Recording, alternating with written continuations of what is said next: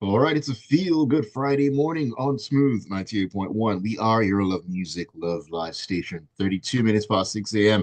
It's the 9th day of May 2025. The Smooth breakfast for the final working day in the week is upon you. Yes, it's been great music all the way.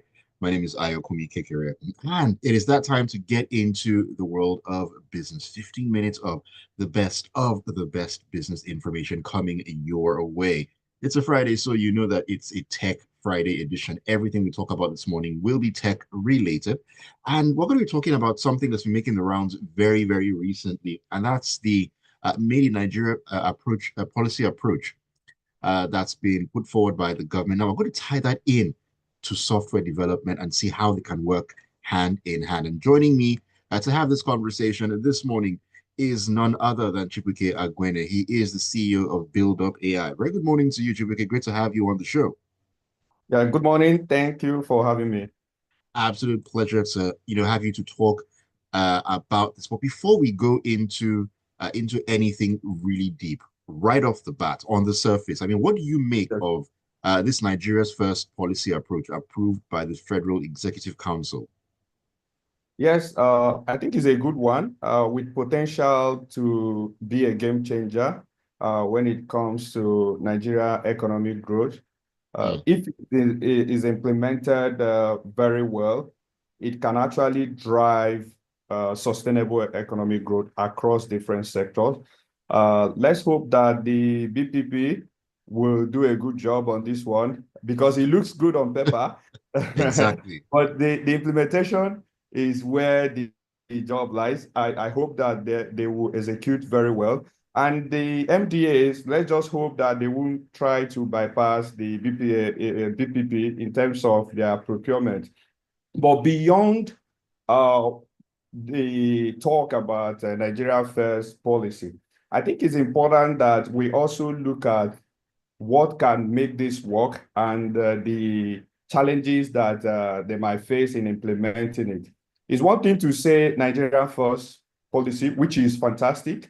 And I think Right. any country that is serious in terms of driving local innovation must take that approach. But are we also supporting local players to be sure that they are ready for this? Beyond Exactly. having the database as stipulated that the BPP, they're going to have database of local suppliers. Beyond that, are we ready? Because if you look at the key sectors of the economy, whether you're talking about manufacturing, technology, what are the supports that is coming from the government? Of course, they are doing something in that regard, but my take on this is that beyond supporting people at the idea stage, let's say you have an idea, there are different initiatives, give 10 Mm, million here and there, 5 million, which is fantastic. Or supporting players like maybe the Dangotes of this world, the growing businesses that are in the middle, young people. You've grown your business, you're generating 100 million, 500 million, this and that. It seems like nobody remembers them. And mm, that's where the power of innovation lies, because these are the people with potential to transform any sector, but they are just on their own, struggling. And you will see them maybe 10, 20 years. It's like a loop. They're just going in a circle because they exactly. need huge capital injection to actually move to the next level. And They you do. can't get that from the financial institutions. They don't have asset base to back up the facility. And then, so they need either a form of grant or then investment. And this investment will not come from mostly from foreigners, because foreigners are not really interested in helping you to drive your economic growth. There are some sectors that are critical to our economy that might not be of interest to a foreign investor, right? Right. So I Right. think that we should, as a matter of national security, prioritize helping growing businesses to scale up to institutionalize organization. They need that support, and they are always left out. It is assumed that they are doing well. All Let's say right. you have a revenue of 100, 200 million, it's assumed you are doing well. So I think that that needs to be looked at to actually make this to succeed. If you are going to rely on local players, you need to have local players that can actually deliver. Definitely. I mean, without local players that can actually deliver and give, the volume that is really needed, then we're going to have a problem right off the bat. And talking about local players who are delivering in the right volume, in the right quality as well. From your perspective, in a nutshell, do you think that Nigeria can be competitive in, let's say, manufacturing, electronics, and even in the computer software space? Yes, we can. The talents are here. We have like unusual pool of talent when it comes to people that can deliver on that. As a player, a key player in the technology space, I can tell you that, let's take, for example, the investors that come into the technology space. You can say 99 or 98%, they are foreign-based investment, right? So when you now talk about manufacturing, let's say electronics or all that, do we have foreign investors that are interested in that? Even for tech, it's a national security issue. If Mm, all your tech startups, they are all getting their investment from foreigners, it's a national security issue. So I think that provision should be made to start supporting local players, especially growing businesses. There are a lot of initiatives to help people to jumpstart. But when they jumpstart and they are now doing relatively well, what happens? They are left like you are on your own. And that's where the gap is. So I believe we can compete, but investment, let's say starting a business in a sector like electronic yeah. or maybe any manufacturer, it requires huge capital investment. So Mm, of course, the Bank of Industry gives facility for equipment, but that's not enough to drive that kind of growth that you are talking about. The talents are there, but we need deliberate effort in terms of supporting businesses in that space. mm. I mean, I'm glad you actually talked about, us having the capabilities and the brilliant minds to actually pull this off. Now, that being said, your company is involved in software development for artificial intelligence for the purpose of education. Now, Yes. do you think that Nigeria actually has the skill pipeline to sustain software development for AI? Just, in a nutshell. Yes, we do. We do. And but I would be honest with you, many of them are actually leaving, right? Because of, yes, I'll be honest, many of them are leaving. Even some of them, most that are in Nigeria, they will rather work for maybe foreign companies and foreign currencies and all that. So again, that sector, the technology sector, needs support, right? We built what we've built with 100% local talent. 100% local talent. And that's a testament to the fact that Nigeria has the potential, right? With the right environment and right support, we can do this. But again, without proper support structure, you will see that they are going to leave Nigeria, or they will be in Nigeria, but they are not really in Nigeria, right? They are working for foreign companies. Mm, And again, I see this as a national security issue. It's a national security issue. AI is driving growth across different sectors.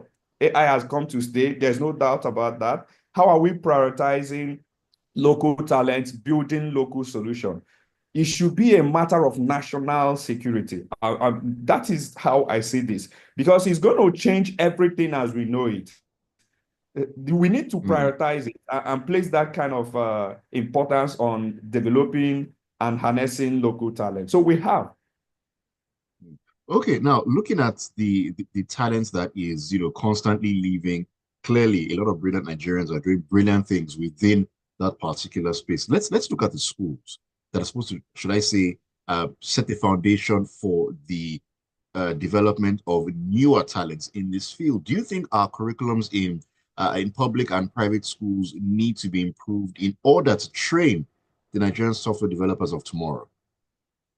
It needs more than improvement. It needs completely, like, we need to have A, a com discussion around that. a Is complete overhaul. a complete overhaul. It's not an improvement. An improvement will not work, right? And there has to be flexibility in whatever that is going to be created, because the rate at which technology evolution is moving is very fast, right? So education needs to. We need to look at what we really call education, to interrogate it so that we can actually understand whether we are educating people or we just gather people together and let them pass exams and then we call them educated. We need to interrogate that. And that starts from what you just mentioned, curriculum. Let's be honest with ourselves. I studied computer science, as at the time they were talking about QBasic, Pascal, Fortran 77, things that you will never use again, right? And I won't be surprised that they are still teaching those courses as of today.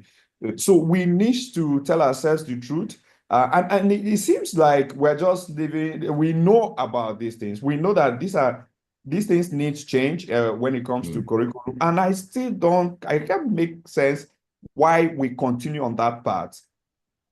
It doesn't make any sense, right? So there has to be a total overhaul when it comes to the curriculum. And then the private sector needs to be engaged, because we in the private sector know what is needed. You can't just come to me now and say, I studied computer science, I want you to hire me. It doesn't work that way. We need to know what you are capable of doing. So the private sector knows the kind of skill manpower that they need. So if they are going to design a new curriculum, the private sector needs to be engaged. It's not some bureaucracy. They just sit down somewhere in a ministry and write something and say, these are your curriculum. No. Are you going to force key players in the private sector to employ people because they are graduates, right? So there has to be a collaboration between policymakers and the organized private sector. And of course, the startups that are doing something that is quite meaningful, to actually come up with a standard curriculum that is going to be useful and that, of course, that addresses the skill gaps that exist in the labor market. That is the only way that we can come up with something useful. But even if there's meeting today and it's just policymakers that are going to have that conversation, I can guarantee you that whatever they are going to come up with will still not make sense. And that way we keep going round and round in circles, and we wonder why we are where we are. All right. Time has absolutely flown by, but I just need to get your thoughts very quick in about 30 seconds. I mean, looking at everything we've talked about now and this policy we've been discussing, how patient should we be in order to see made in Nigeria's hardware and software thrive in this country? I know that everybody wants it to happen now, but how patient realistically do we have to be to see that come to fruition? If I'm going to be honest with you, patience will not be the way forward if we can wait till 30 years and we will see it. The only path forward is to have a clear path in terms of, okay, what are the support structures? How do we harness talent and how do we support? It's not enough to ask people start this, start that, and even give them seed capital to start. The main thing is when they want to scale, when they want to grow it, is there any support structure to also help them to scale it up into an institutionalized organization? And let me say this, is we need to understand as a people in Nigeria that the pride sometimes is good to build for national pride. If you look at America or China, they are what they are today, partly because of the kind of big organizations that exist. The organizations there, they are controlling whatever that is happening around the world, right? So we need to start seeing that businesses is not just doing young people a favor when you say, let's create a support structure, because it's like a giveaway in Nigeria today. Oh, let's help these people. What should I read? We need to rethink it, that these guys, they are going to help the country. And in terms of economic growth, that is the only way forward. Thank you very much for those words of wisdom. It's been quite an interesting morning. I've been having a conversation with Chibuike Aguene. He is the CEO of BildUp AI. We've been talking about the Made in Nigeria policy approach and software development as well. It's been a pleasure having you on the show. Thank you very much for having me. All right. Have yourself a great Friday and a great weekend as well. Thank you.